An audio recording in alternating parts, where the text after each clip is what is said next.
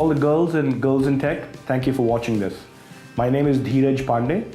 I'm the co-founder and CEO of Nutanix. I grew up in India. I came to the US when I was 22 to University of Texas, Austin for a PhD in computer science that I eventually dropped out of, but it was a lot of fun.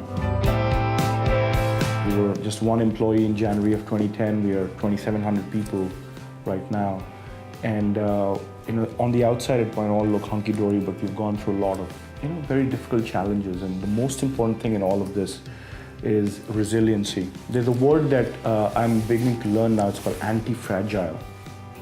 It's a great book written by Nicholas Nassim Taleb, T-A-L-E-B. And I encourage all of you to actually take a look. At least the first 60 pages of the book are worth reading. It talks about this idea of anti-fragility, of how when you go through a shock, you can become better. Not just get back to where you were, which is what resilience is, but you can become better. So for those who are starting in tech, I would really like for you to respect design thinking. How do you think of human-computer interaction? What does UI look like, user interface look like?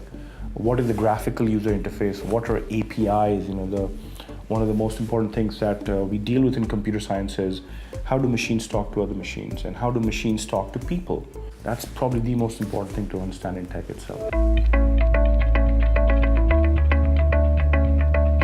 One of the key steps that companies need to take for gender equality is to be aware of the problem. Because if we don't even recognize the problem, we'll never even take steps to go upstream to colleges and actually think about what our overall funnel looks like for hiring and recruiting. And we need to get really good at these numbers at the top to say, are we getting enough women to actually interview in a company as well? And there's awareness all along the way, not just at the time of hiring, but also at the time of promoting and looking at performance reviews and annual reviews and how do you actually go through training during employment and things like that. So I think the key watchword is awareness. The key factor of any entrepreneurship is the staying power. It's the ability to go through these naysayers and fence-sitters, because most people will tell you, you can do it.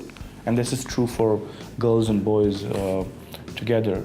You can do it, it has been done, this is too hard a problem, this is a science project, you don't have the skills to do it. These are the kind of naysayings that you'll have to go through, that I went through as well, that every entrepreneur actually goes through this.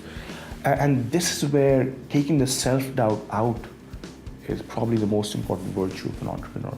So know yourself, become fearless, realize that people in front of you are a bell curve of people, some who will believe in you, some who will be sitting on the fence watching you, and yet many, many more who will say you can do it. Diversity is a very important topic for pretty much any group. Talk about a gene pool that's diverse, and we all know biologically it's a powerful concept, with different ideas, perspectives, vantage points, checks and balances. All these things become very important in this melting pot of people and thoughts itself. And that's what creates this grassroots ideation engine that builds great companies. So it's very important for us at Nutanix as well to have that kind of diversity. One of the most important characteristics that every leader should possess is authenticity. There's a great TED speaker who has also written some really good books. His name is Mike Robbins. And he talks about authenticity being really a continuum. You can be dishonest, you can be honest, but to really be authentic, you need to remove self-righteousness and add vulnerability. So the two key words are beyond honesty, which I think is a given. You have to be honest. You have to remove self-righteousness and add vulnerability. And I think that's probably the most important thing that is true for your careers, for companies, for leaders, and everybody else as well. One of the people that I really appreciate and respect is Dr. Condi Rice. I learned a lot from her about self-assuredness. This is probably one of the most important virtues of a leader, is to be confident, fearless, self-assured, where you don't think you're being judged and yet you're doing the right thing in terms of courage, in terms of authenticity, and having a little bit of vulnerability as well in the process.